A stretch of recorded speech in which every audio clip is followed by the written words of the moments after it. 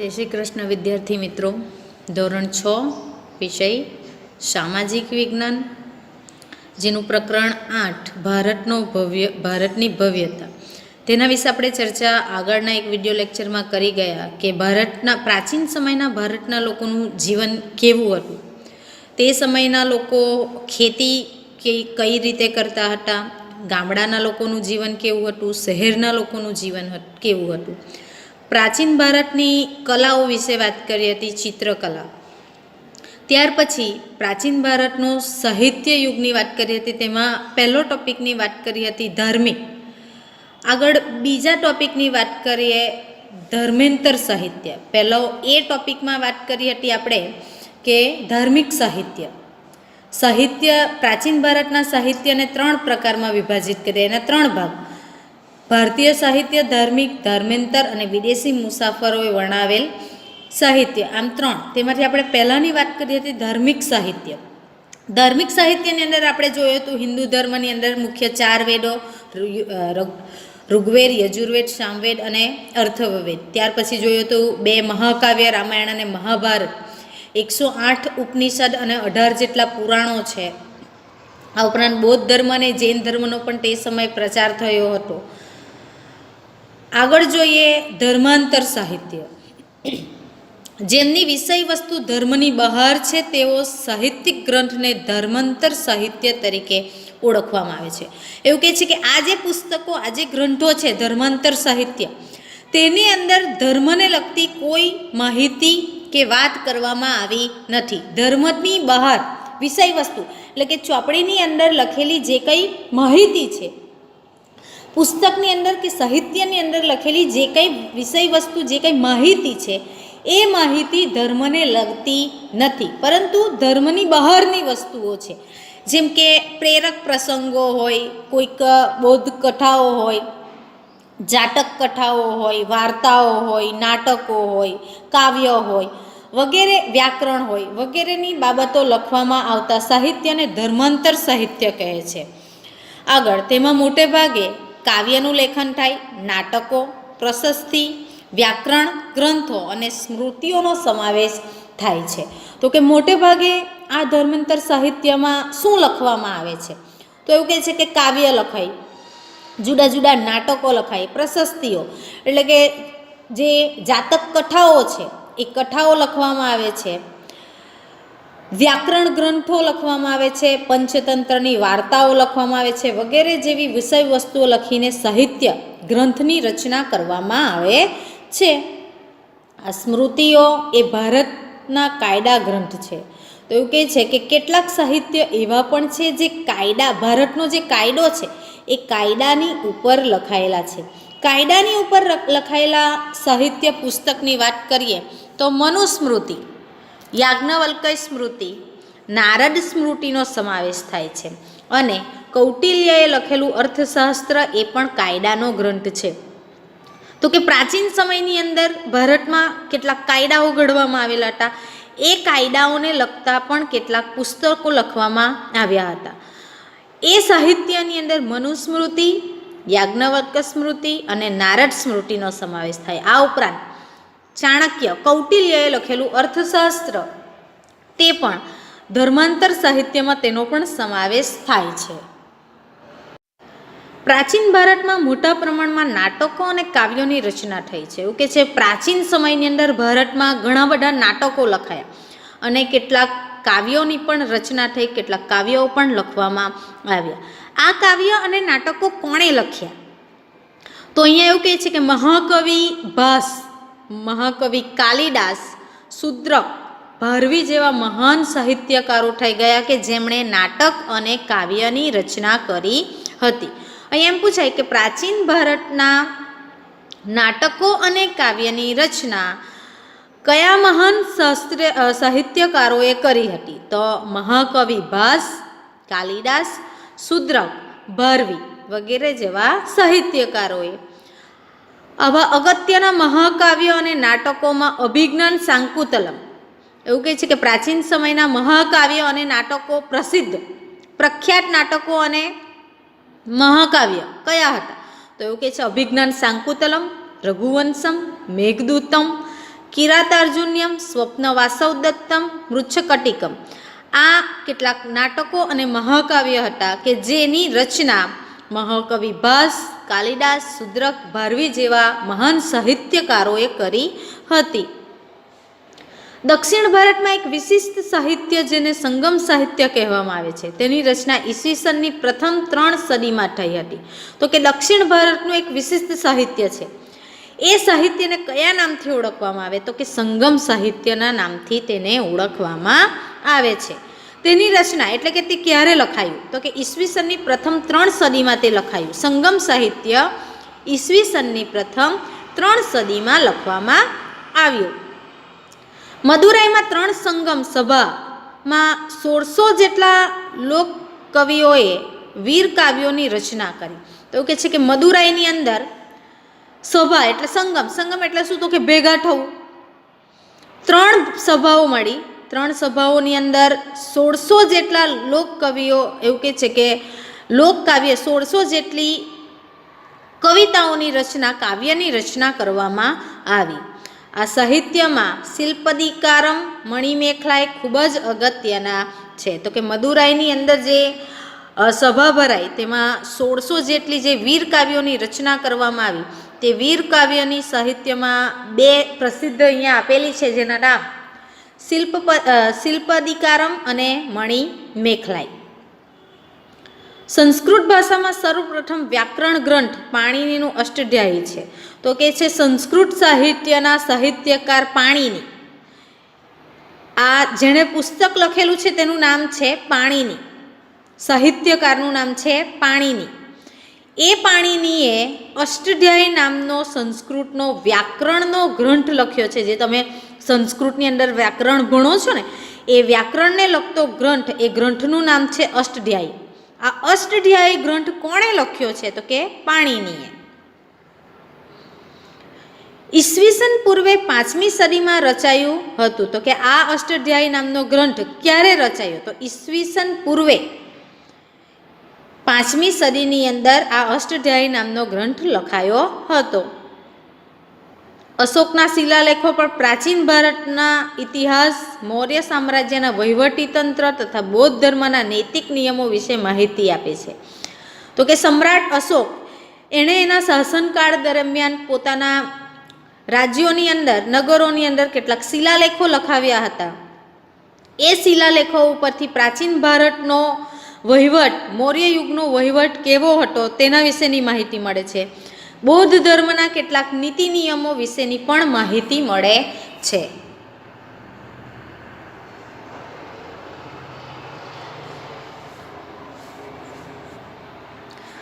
ગુપ્તકાળમાં પ્રશસ્તિ કાવ્ય અને ગ્રંથોનો ઘણો વિકાસ થયો. તો કે ગુપ્ત યુગની અંદર પ્રશસ્તિ કાવ્ય અને ગ્રંથો, પુરાણો તેની રચના કરવામાં આવી. ઘણા બધા એવા સાહિત્યકારોએ કાવ્ય લખ્યા.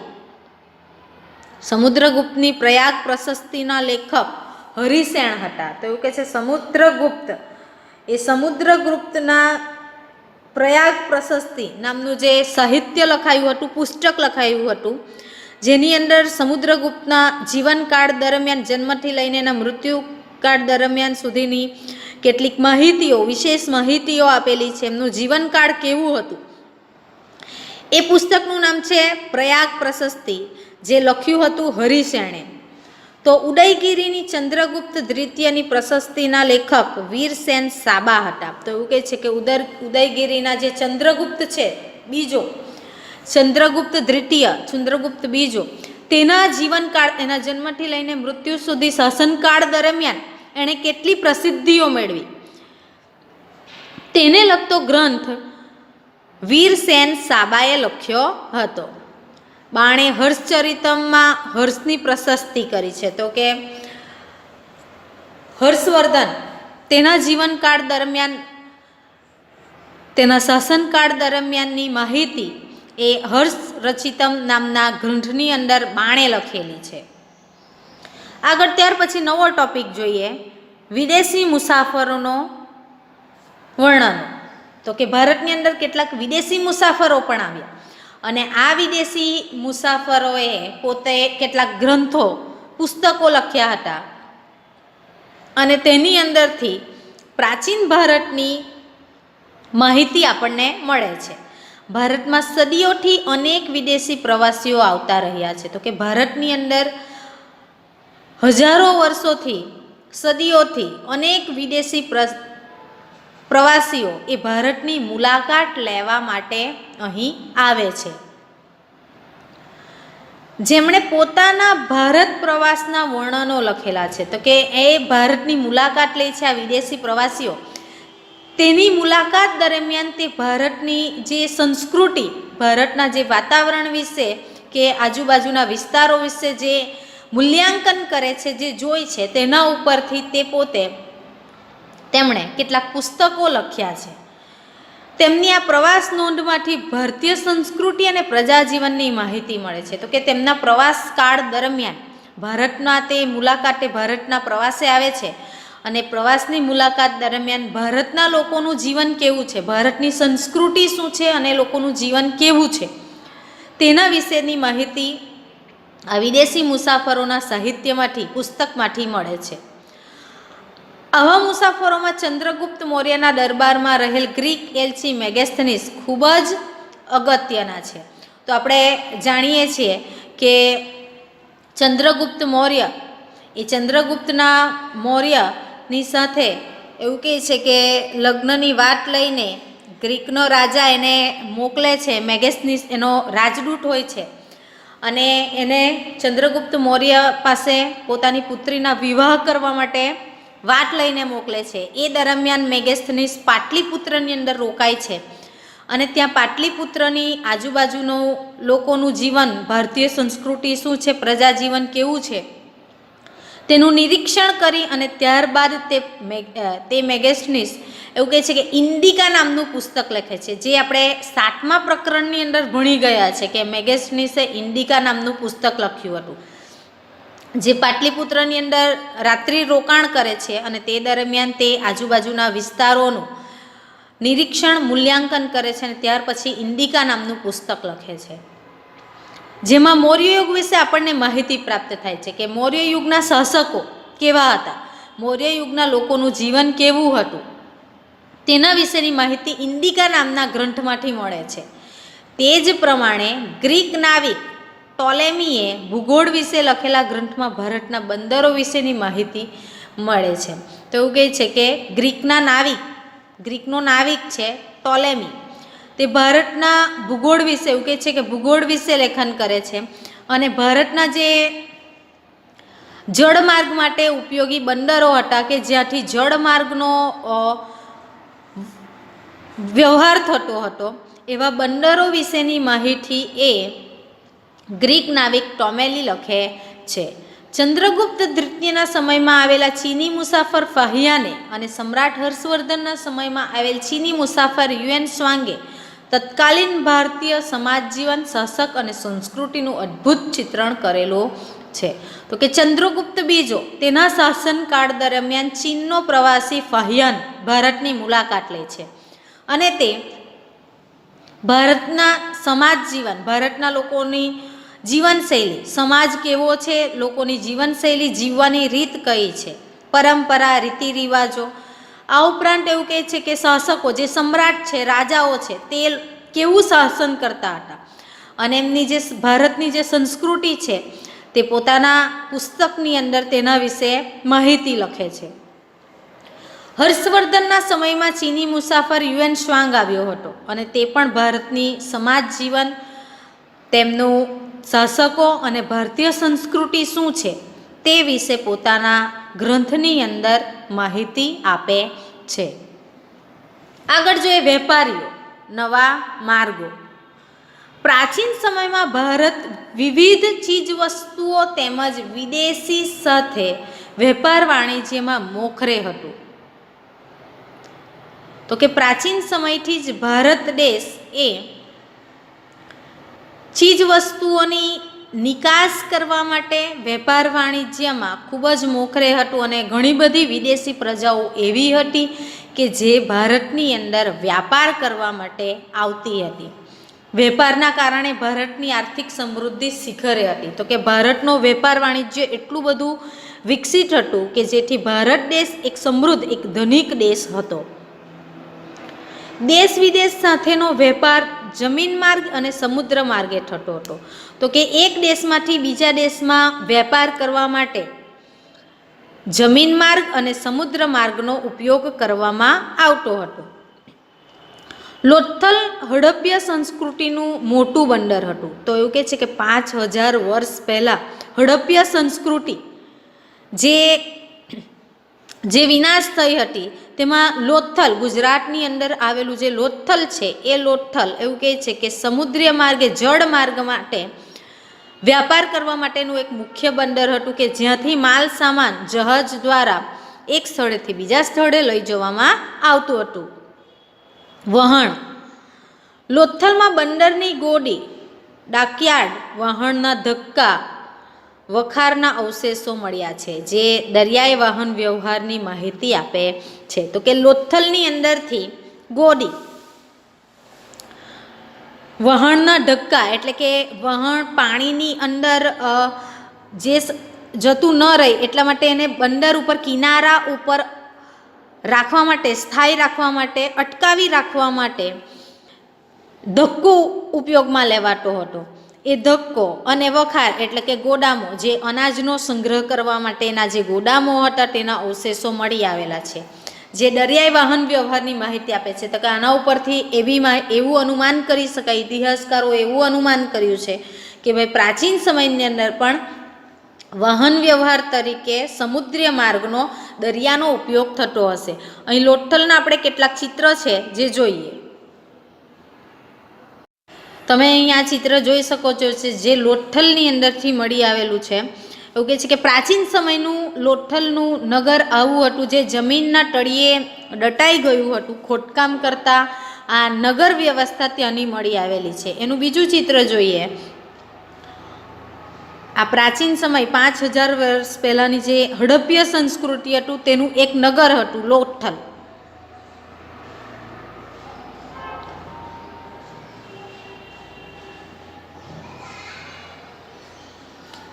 આના ઉપરથી એવું અનુમાન લગાવી શકાય કે તે સમયના લોકો પણ કેટલા બુદ્ધિશાળી હશે કે નગરની રચના કેટલી વ્યવસ્થિત રીતે કરી છે. આગળ કહે છે લોથલના લોકો માટીકામના વિવિધ ઘટના વાસણો અને વિવિધ પ્રકારના દાગીના બનાવતા. તો એવું કહે છે કે લોથલના લોકો હતા એ પ્રાચીન સમયની અંદર માટીમાંથી વાસણો બનાવતા હતા.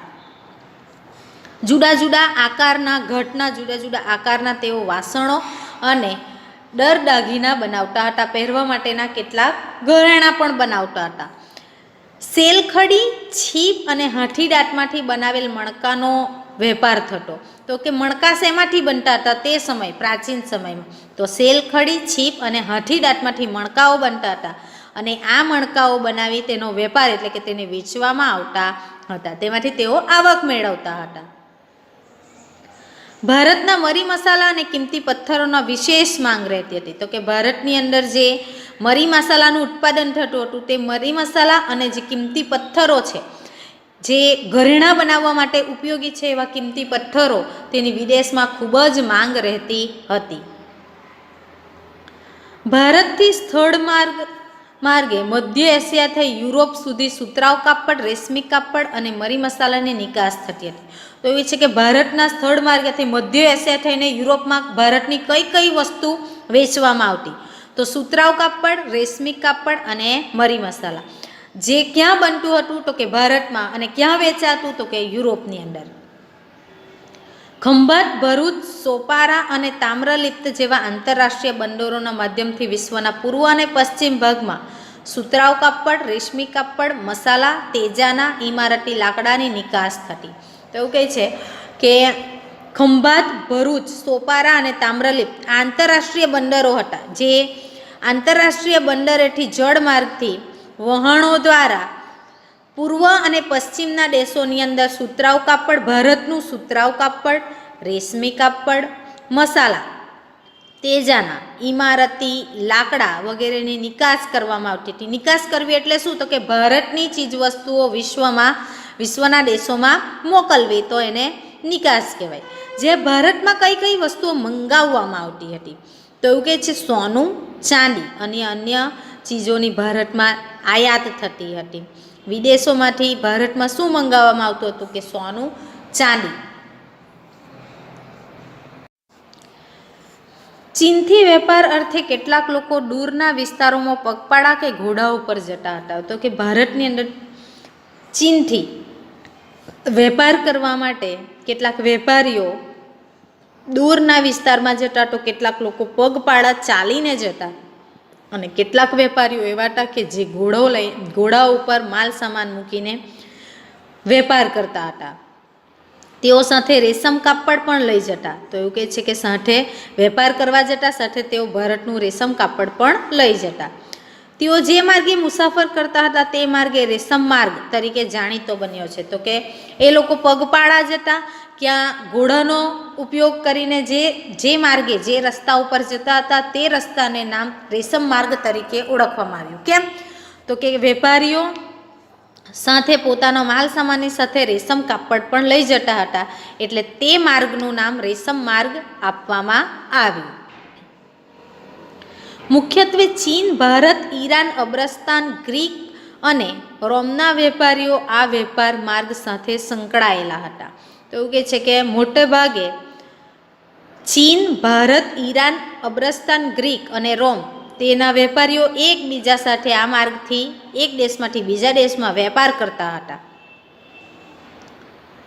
દક્ષિણ ભારતના બંદરો કાળામરી અને અન્ય તેજાનાની નિકાસ માટે જાણીતા મુખ્ય કેન્દ્ર હતા. તો કે દક્ષિણ ભારતના બંદરોથી કઈ ચીજ વસ્તુની નિકાસ કરવામાં આવતી હતી? તો કાળામરી અને તેજાના, મરી મસાલા, તેની નિકાસ થતી હતી. કાળામરી અને તેજાનાની નિકાસ માટે કયું બંદર જાણીતું છે? તો દક્ષિણ ભારતનું બંદરો. પ્રાચીન ભારતમાં ચિત્રકલા. ચિત્ર મનુષ્યના મનોભાવને પ્રગટ કરતું વિશિષ્ટ માધ્યમ છે. તો એવું કહે છે કે ચિત્ર એ મનુષ્યની અંદર રહેલા કેટલાક ભાવો, કેટલીક લાગણીઓ છે, એ લાગણીઓને પ્રગટ કરવા માટેનું એક માધ્યમ છે, જે તમે પણ ભણો છો. સાથે સાથે તે જે તે સમયની વાસ્તવિક પરિસ્થિતિનું પણ ચિત્રણ કરાવે છે. તો એવું કહે છે કે આ ચિત્ર એ જે તે સમયની કેટલાઓ વર્ષો જૂની સંસ્કૃતિ હોય તો તેના ઉપરથી પણ આપણે તે સમયની જીવનશૈલી વિશે માહિતી મેળવી શકીએ છીએ. ભારતમાં સૌથી જૂનું ચિત્ર પાષાણ યુગમાંથી મળી આવેલું છે. એવું કહે છે ભારતનું સૌથી જૂનું ચિત્ર, હજારો વર્ષ પહેલાંનું ચિત્ર પાષાણ યુગ, એટલે કે પથ્થરોમાંથી ઓજારો બનાવવાના યુગને કયો યુગ કહેવાય? તો કે પાષાણ યુગ. સૌથી જૂનું ચિત્ર કયા યુગનું છે? તો કે પાષાણ યુગનું છે.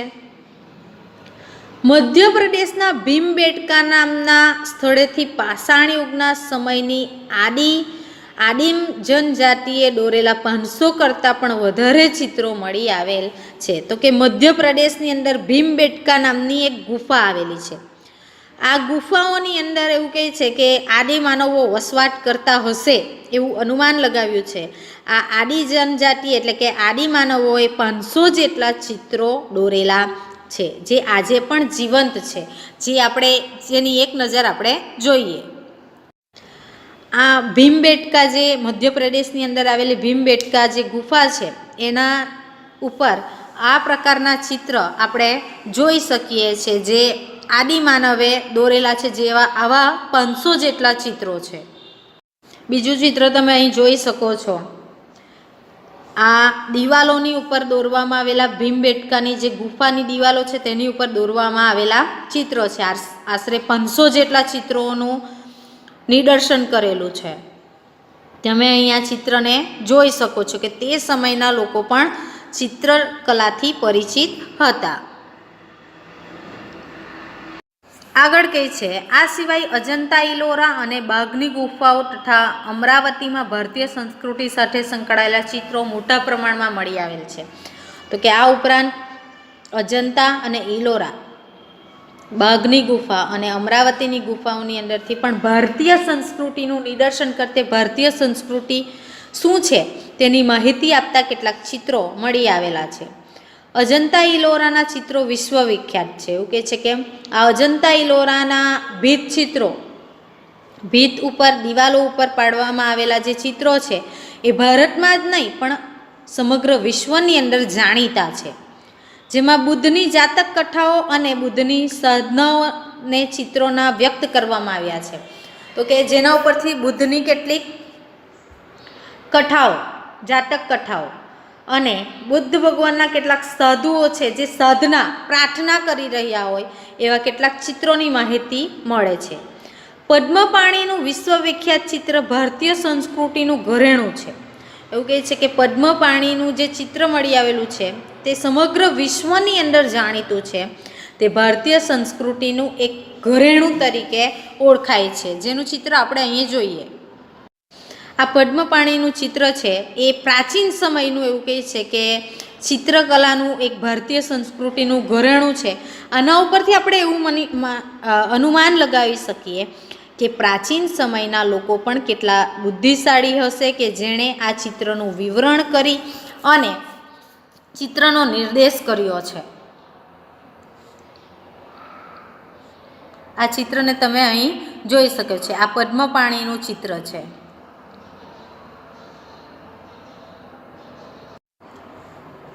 તો કે પદ્મપાણીનું વિશ્વવિખ્યાત ચિત્ર ભારતીય સંસ્કૃતિનું ઘરેણું છે. આના ઉપરથી એવું અનુમાન લગાવી શકાય કે ભારતની સંસ્કૃતિ કેટલી સમૃદ્ધ હશે જે સમગ્ર વિશ્વની અંદર આજે જાણીતી છે. તો ઇલોરાનું શિવ મંદિર એક જ શિલામાંથી કોતરેલું મહાન શિલ્પ છે. તો કે ઇલોરાની ગુફાની અંદર શિવ મંદિર આવેલું છે. આ શિવ મંદિર એક જ પથ્થરને કંડારીને, કોતરીને બનાવવામાં આવેલું છે. જે મહાન શિલ્પ છે કે એક મોટા પથ્થરને કોતરીને, કંડારીને તેમાંથી શિવ મંદિર બનાવાયેલું છે. આના ઉપરથી આપણે એવું માની શકીએ કે તે સમયના કારીગરો, તે સમયે એવા કોઈ આધુનિક યંત્ર હતા નહીં. કારીગરો પોતાની બુદ્ધિ, કલા, કૌશલ્ય અને આવડતથી, પોતાનામાં રહેલી આવડતથી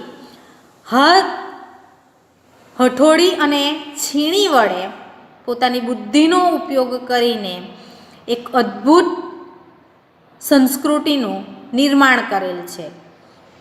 તો વિદ્યાર્થી મિત્રો, આજે અહીં સુધી જ અભ્યાસ કરીશું. હવે પછી આગળના નવા વિડીયોની અંદર આપણે મળીશું નવા ટોપિકની સાથે. ત્યાં સુધી વંદે માતરમ.